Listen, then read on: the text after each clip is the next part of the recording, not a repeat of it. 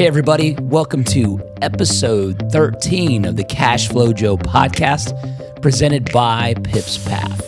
I'm Pip Stellick, joined by my business partners, Steve Hipple, Bradley Strack, and Sam Musa. Steve, how you doing today? Hey, Pip. Thankful to be here. Lucky number 13. Lucky number 13. Good thing it's not Friday right now while we're recording this. Bradley, how you doing, buddy?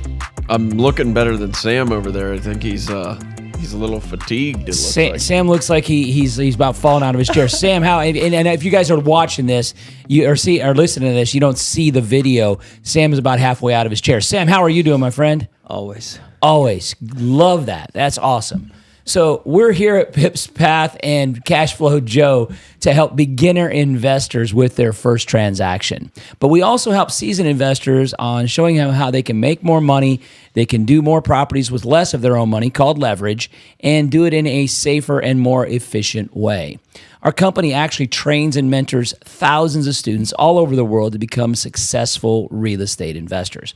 For more information, visit our website, pipspath.com, where we have tons of resources for you to get started now, including your personal scorecard so that you can have a one-on-one consultation with us about how you need or what you need to do to get started now.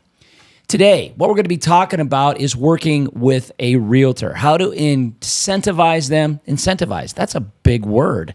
Yeah, can't even imagine I said that. Don't hurt yourself. It's 4 syllables. 4 syllables. It's a lot for you, Pip. Yeah, it's not a dilapidated word or a dilapidated word, as my Canadians like to say, if you've been listening to some of our other podcasts. It's over now. Is incentivize, is that a real word I too, think Sam? it is, but dilapidated forever. Sounds big, doesn't it? Yeah, doesn't it? Mm-hmm. And so we want to make sure how we find a realtor. So we want to talk about the topics of realtors. And what I'm going to do is, because these guys love to give me grief, I'm going to just send it out to them right now. I don't care who jumps in. You guys need to figure this out. How do you find your realtors? What do you say to them? Well, thank you, Pip. So what I'd like to talk about with realtors is, and this is an age-old question that I think a lot of people ask when they first see what we do as investors is, do you need a license to do that? To be a realtor? Yeah, you need a license to be a realtor, knothead. Yeah. I can mute you. Okay, just checking. You do realize that I can do all of this. Anybody that should know, do you need to have a license? It's going to be you. Because I've got a couple. Okay. But ironically, one of them is not a realtor's license. So as an investor in property, we don't have to be a licensed realtor. Everything that we do, everything we teach our students, you do not necessarily have to have a certificate or whatever the word is. What would you call that?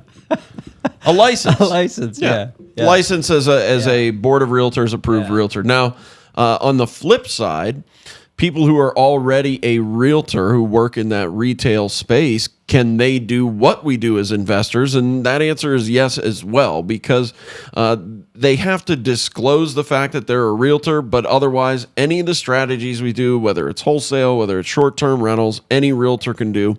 Which I know that for a fact because as we got started as investors, my wife has now gotten her real estate license. Hey, Renee, shutting you out, babe. That's right. So my better 3/4 there, Miss Renee, she has her real estate license. And that was something in our business that was nice to kind of have one of us with the license to take advantage of some of the resources and tools that she had as a Florida licensed realtor. So we could look at the MLS, we had access to the contracts, the DocuSign, all of that. But then when we were making offers on properties, I could be the person without the license who was making those offers and that sort of thing. So it was a great way we could play back and forth. But the good news is to get involved as a real estate investor, it's fine whether you do or do not have that license. So you're saying you don't have to have a license?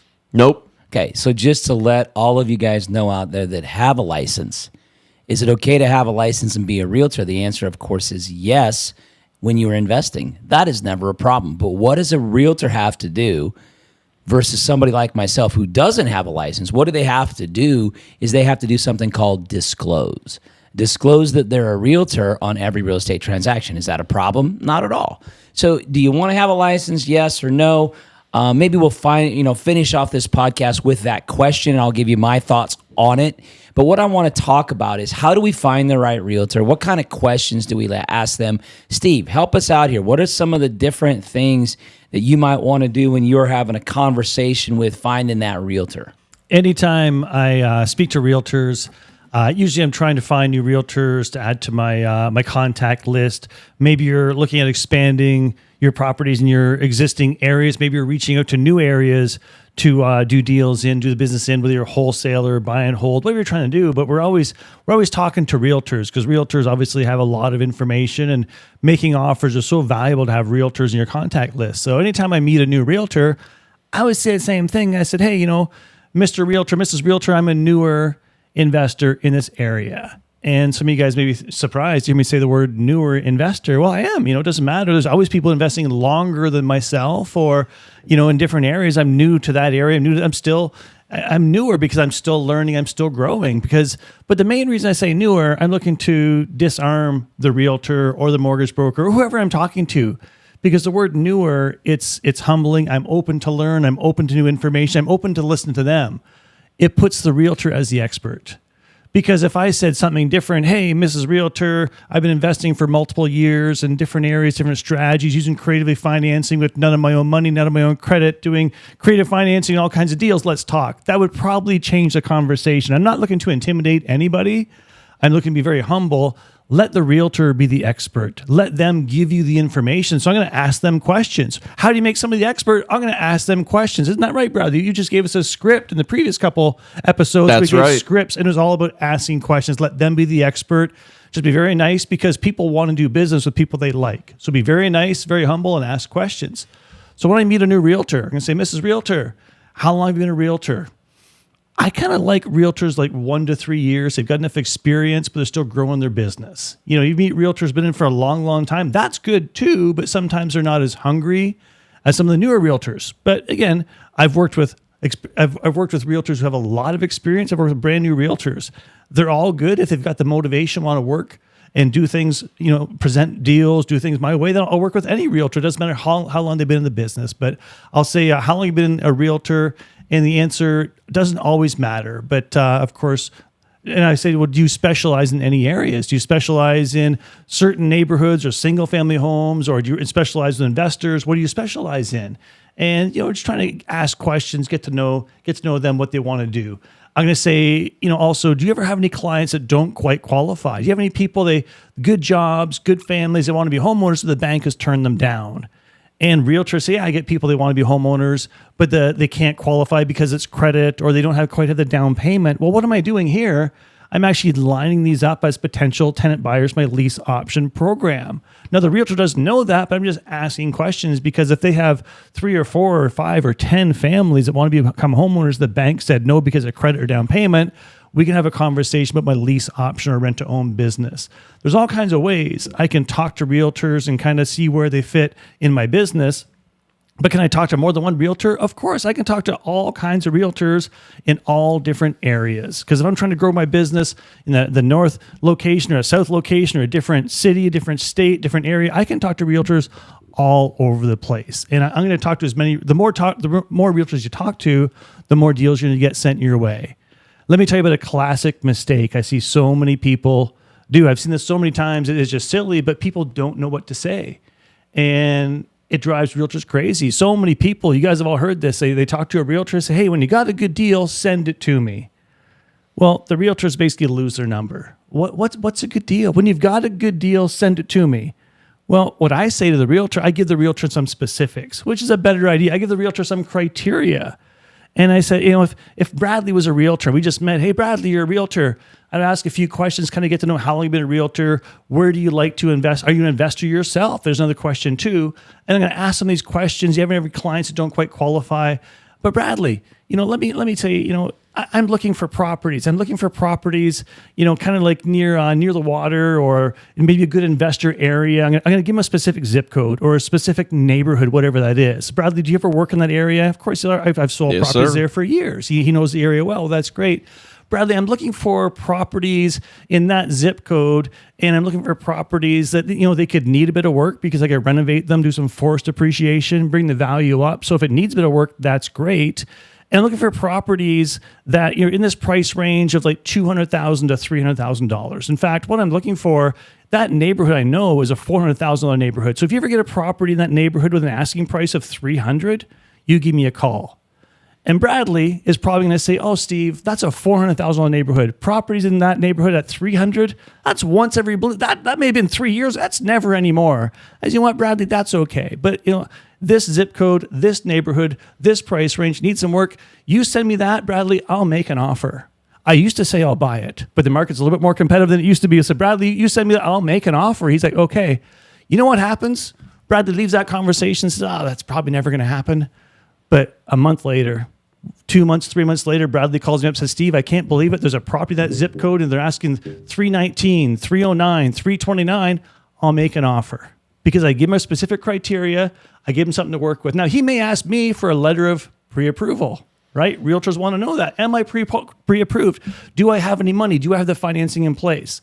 Well, if you're listening to this podcast and you have the ability to get a letter of pre-approval, get one, because you start making offers on properties, it'll be handy. Realtors will give you a lot more time, give you a lot more of their time. They're going to move you to the top of their contact list if you have a letter of pre-approval.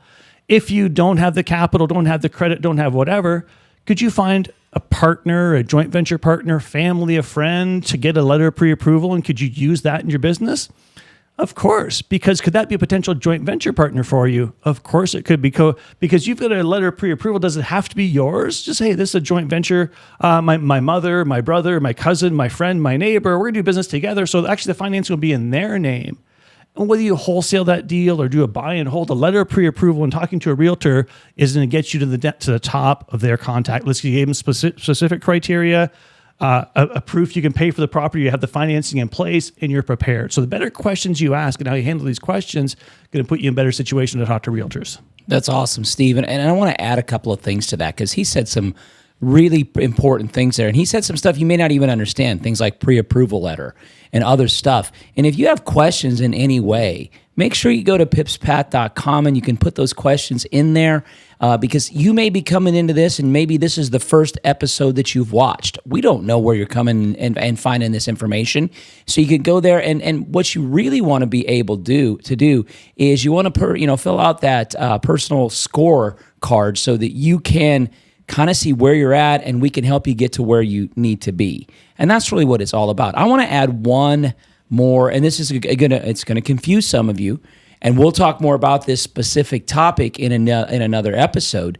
But what I really want you to think about is when you're talking to a realtor, one of the first questions I ask them, are you familiar with seller and owner financing, and can you help me make offers that way? That is my litmus test question right there. If I'm talking to a realtor and they start knocking seller or owner financing, and I know some of you have no idea what I'm talking about, we'll do that in future episodes, so stay tuned.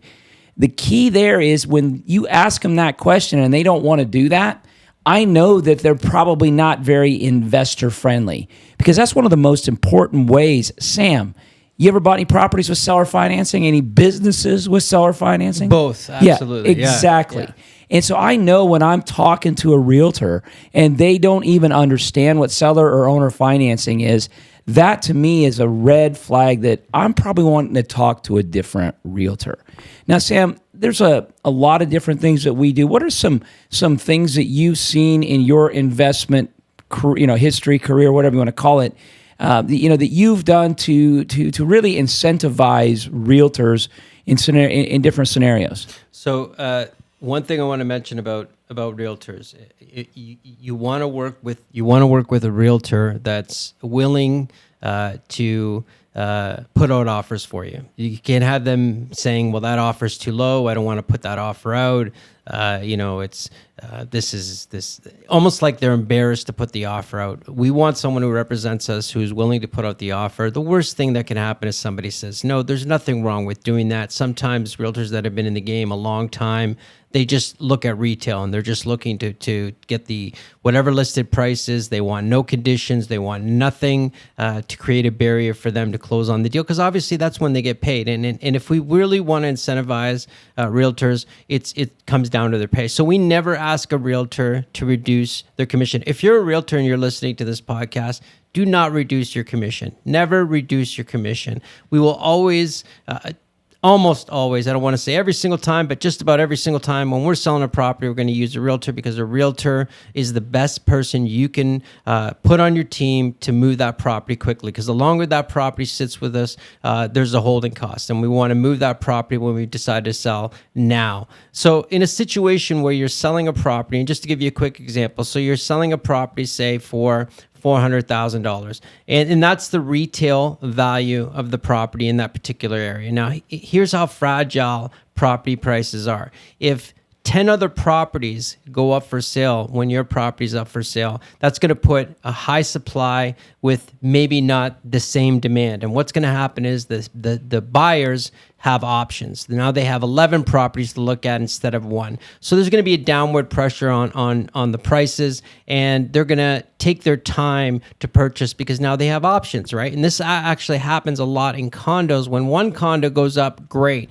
When 10 condos go up at the same time, you're going to get some price pressure on that. So what typically happens, or what can happen, is you put that property up for $400,000. It's actually worth $400,000, but you've had a couple of people look at it. Nothing's really happened. A month goes by, 45 days. Now you're on 2 months. You're getting a little concerned because again, there's a carrying cost, taxes that you're paying on it, the mortgage payments. Those are all going up in smoke. So you want to move the property because you've decided you want to sell. So realtor comes back. This is an often conversation. Realtor comes back and he says, the property, we've had some showings. No one's really biting on the property. What would you like me to do? What do you think we should do? Is there something you want to do? Maybe with the price? And this is often the conversation where it goes.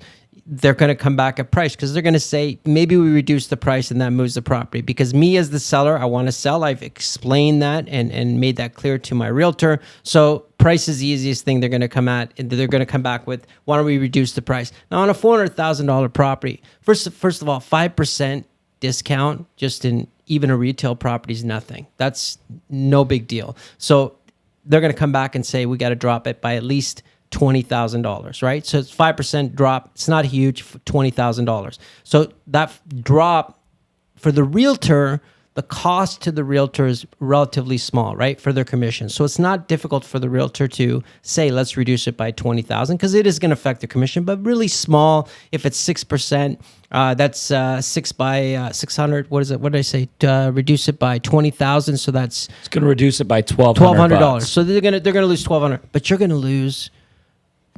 18,400. It's huge. So I learned this from somebody else who taught me this. Instead of saying to the realtor, and this is exactly the scenario, right? You're in the spot. What do? Well, you call someone who knows, and you ask them, what do I do in this situation? They want to reduce the price, and this is the response I got. Okay, go back to the realtor. Tell them you don't want to reduce the price. In fact, you want to increase their commission. Where'd you hear that? Yeah, right. So I heard that from my mentor. Yeah, you guessed it, Pip Stellick. So we don't have to bring that up anymore. But anyways, so we don't ever have to bring that up. So what do I do? What should I do? Tell the realtor you want to increase the commission. And this sounded crazy to me. Obviously, hearing this, you think, well, what do you mean? I'm trying to make more money. You're asking me to increase the cost, but here's the rest of the story. So increase the commission by 2%. Tell the realtor that you're going to give them 8% instead of 6%. Now the realtor, obviously, well, let's go to the realtor. Let me tell you how it works. You talk to the realtor, call up the realtor, tell the realtor, okay, this is what I like to do. I'd like to increase the commission I'm paying. Is that okay? I'm going to increase it to 8%. So, of course, the realtor is going to be, yeah, absolutely. That'd be great. Duh. That'd be awesome. I don't understand. You want to increase the commission? Yeah, I want to increase the commission to 8%. All I'm asking from you is you sell the house for $400,000. I don't want to reduce the price by $20,000. Now, think about this. I'm asking the realtor to sell the property for what it's actually worth, $400,000. That is the retail value. There's just a lot of properties in the area that are being sold, a lot of options, right? Not enough buyers for it. And I'm asking the realtor to get me that price that he told me on a previous phone call, the previous phone call that we had, that he couldn't, well, he thought we should reduce the price. But see, by me increasing the commission, this is what happens. And this is why the realtor says, absolutely, I can do that. See, the realtor lists the commission on the MLS. So the MLS is specifically for realtors. Buying and selling realtors get to view that when they're viewing the details of a property. And what they're going to see is they're going to see that the commission on this property is not 6%, not 5%, not 4%, it's 8%. And the realtor's willing to split 4-4, like typically they do. They split the commission. So now all the buying realtors see that on this particular property, they're going to make 1% more. So what do? The buying realtors all take their clients to my house. All those people now that would have saw maybe some other houses are seeing my house now. They're taking them. Why? Because they're going to get paid more. And my realtor is going to work harder on that property. Why? Because I'm paying them more. And this is what you have to recognize. Pay people for what they're worth. Pay them well. When you deal with your power team members like this, they're always going to pick up the phone when it rings, always, because they know you're not going to try to get them to do it for less because you don't understand the game of real estate. So find the best people, pay what you have to pay to do it right, and you will find that you will build your business faster than you can imagine because there's people on your team that want to build the business with you. So when you deal with realtors like this, when you offer them more, they do more. And what happens? You do get that retail price. Now, obviously, I'm paying 8%, so I'm paying more. But that 2% more that I'm paying is a lot less than the $18,400 that I was going to take for a hit for reducing the price. Only $8,000. So I ended up making $12,000 more. Exactly. Right? And I don't know if that math is right. I think it's $10,000 more, but that's okay. Somebody's doing the math. I'll tell you this, you're going to make more money. So here, check it out. Share the wealth. Pay people more. By giving more, you get more. You get what you give in this life. You get what you give. You want more, give more to other people. Go out there, solve problems, help people get what they want, and you'll get everything you want. So Zig Ziglar quote, and he's 1,000,000% correct on that. And I could give you I'll give you a story of a student, and they bought a property, and they were rehabbing the property. Well, if you've ever rehabbed a property, Steve, you ever rehabbed a property? Yep, sure have. Bradley, ever rehab? I've hired people to rehab it. But I mean, Bradley, ever rehabbed the property? Yes, sir. Yeah. Do they sometimes take a little longer than you want the rehab to do? I think the word sometimes could be left out for always. It seems like everything takes a little longer than you want it to. Kind of like with Sam, he talked a little bit longer than I wanted him to there. I'm just giving him grief. And so the student, they bought this property in September. Thought they were going to get the rehab done in 2 or 3 weeks, be able to list it by October. And the unfortunate thing, and this property's up in Canada. I believe the name of the town, and I think it's just south of where you live, Sam, St. Thomas? That's right. Yep. Yeah. So we're talking winter comes there in November, basically.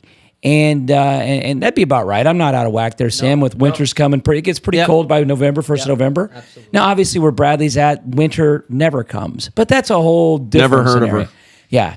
And so never heard of her. So now winter's a lady. That's not a good thing. I think that's just a negative way of saying that. Well, but she's a real... Never mind. yeah, exactly. Winter can be painful. Anyway, and so long story on this is that they bought the property in September. They thought the rehab be done. They would list the property on October 1. Well, guess what? That just doesn't happen. The rehab took longer than that. They did not get the rehab finished until the 15th of November. Not only do we have winter, we have got Christmas coming. And so they're freaking out and they're calling me and they're saying, Pip, what do we need to do? We just put this property on the market on 11/15 and it's not selling. We haven't had a single person look at it in the first week that we've had it up. And now it's the last week in November. What do we do? So I asked them some stuff on the numbers. I said, keep it simple. I said I would put in your listing, I would tell your realtor that you want that you'll do an 8% commission instead of 6% commission, and put something in there. I need to sell it before Christmas. I need to sell it before December 31st, end of year, whatever it is. I need to buy my kid the G.I. Joe, the one with the Kung Fu grip. I hope y'all can remember that movie. Trading Places, Eddie Murphy, great movie. But anyway, I love movie references. And so what's going to happen is a lot of people were interested. And just like Sam said, every realtor is saying, hey, this is the property you want to go buy. And this house sold at asking price within 2 weeks in a very tough time to sell. But at a 6% commission, it wouldn't have been any different than every other property. So what's the old adage there? Do what other people aren't doing to get a result that other people aren't getting. And that's what we want to do, is we want to take care of our realtors. Our realtors do a lot of work for us before we ever even pay them. They will actually work for free. And I know we talked a little bit of this on when we talked about Power Team, but your realtor should become one of your best friends. And if you're doing this business right, and if I got a single realtor out there listening right now, and I bought, and let's say I have this realtor, and over the next 12 months, I do 4 or 5 real estate deals with you, I guarantee I'm going to be one of your best customers, which means you're going to want to work with me more, because what we're doing, we're not being cheap. We're paying you full commissions, and in some instances, like Sam said, we're going to pay you an extra commission. So this would be where I'd say turn to the person beside you and say, don't be cheap.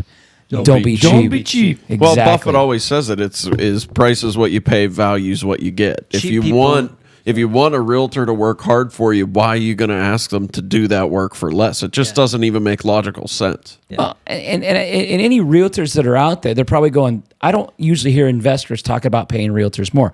They talk about cutting the realtor out of it. Bradley said this in past podcasts. Maybe he said it on this one, is that the houses that are sold with realtors, these are the statistics. I'm not making these up. Statistically speaking, so if you're an analytical like Bradley, you're looking at those stats. I'm not a stats guy, but I do know statistically houses that are sold with a realtor sell for more money, and they generally sell quicker. If that's the statistics, why would I ever do a for sale by owner and try to do all that work myself? Because now I'm the one showing the property. And when do people do open houses? On the weekends. And do you need another weekend job, Steve? I don't think you want another weekend. I sure don't. No. Exactly. And so you want to be enjoying those time frames that you can with your family, not showing houses. And at the end of it all, are you even a good person to show the house? You may be the worst person to show the house. You want a realtor that does that for a living, and they're good at it. And so quit trying to cut out other people. Sam says share the wealth. That's what it all comes down to. Quit trying to cut out other people and have them do the work for you. Do you have something you want to say, Steve? It looks like you're looking at me like you have something you want to say. Pip, I've got some closing comments. Are we there now? Are we there? About Go for it. What do you got, buddy? Something about working with the realtor. Something I learned a long, long time ago is I mentioned earlier about a property to make an offer on the property.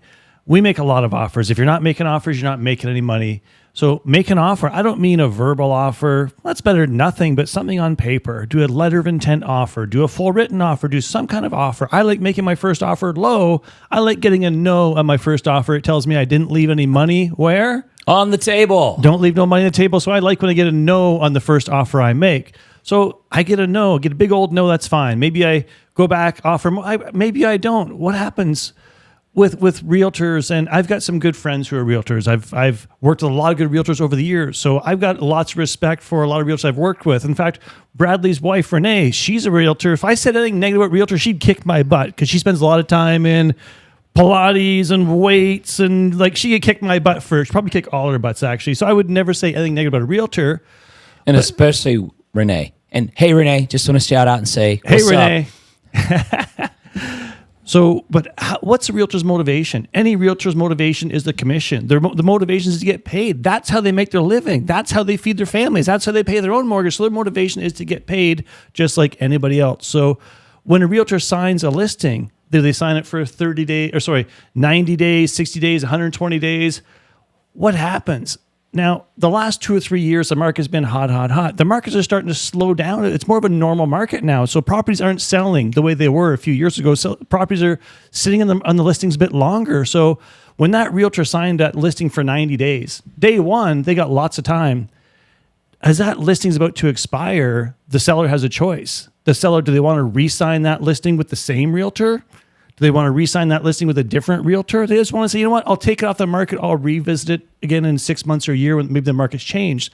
The realtor's motivation, the realtor's incentives increase towards the end of that listing. If it's a 60-day or 90-day, as they start approaching those, so what's going to happen? I made an offer on paper. I sent an offer out, and what happens? This listing hasn't sold. It's still available. The realtor's going to contact me saying, hey, Steve, we've been thinking about your offer. Oh, really? No, the listing's about to expire. Their motivation's increased. Now they're more likely to accept my lower offer or my creative offer. And that is so, so powerful. So many people make an offer and they say, no, well, they go back up too high. They negotiate. They're in a rush. They're in a hurry. As a good investor, be patient. Don't be in a rush. If I make an offer and they call me back a month later, I know the power has shifted. I've got more power. Are they going to accept that number? But I can negotiate with that because the realtor's motivation has increased and the realtor can talk to the seller. So something about the seller or the realtor's psyche, I guess, how they get paid, knowing their motivation can make you a better investor also.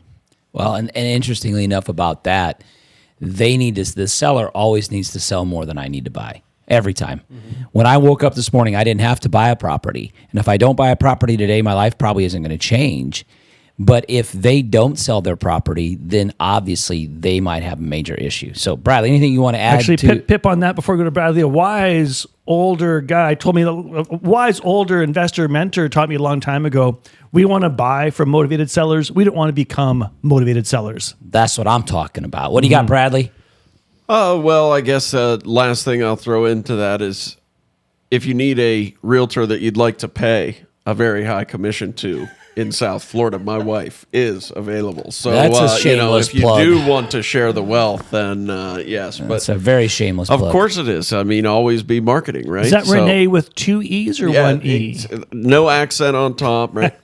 But no, Hey, Renee. having realtors in your business and letting them do what they do well frees up your time so that you can do what you do well. And taking good care of them, again, like anything else, you're going to get what you pay for. So you want to treat those realtors right and let them help you. Let them do what they're good at. So, Sam, you got anything you want to add before we get off the topic of realtors today? Cheap people drive me crazy. Don't be cheap. Don't be cheap. Don't ask other people in business to do it for less because you don't know what you're doing. If you can't do the business where everybody makes money, then just don't do it. Don't do it. Move on to the next deal or move out of the business. Please step out of the way. We don't want you in the market. If you're cheap, just step out of the way. Just keep doing what you're doing. Just don't do it with us. I love it. I love it. I love it. I love it. Okay. don't be cheap. Don't be cheap. So, on our next episode, we are going to be talking about one of my favorite things, and it's called credit cards. Yeah, I know when I say the word credit card, some of my fans out there, their butt cheeks just squeeze together. Love saying that. Their butt cheeks. You have fans? After I said that, I was wondering maybe I don't have fans. Your wife might be listening. You're right. Yeah, maybe my daughters aren't fans. No, they're Never definitely mind. not. Yeah, they're teenagers, so anyway, Dad's kind of a nerd, but that's okay. So we're going to be talking about credit cards. We're going to really dive into that.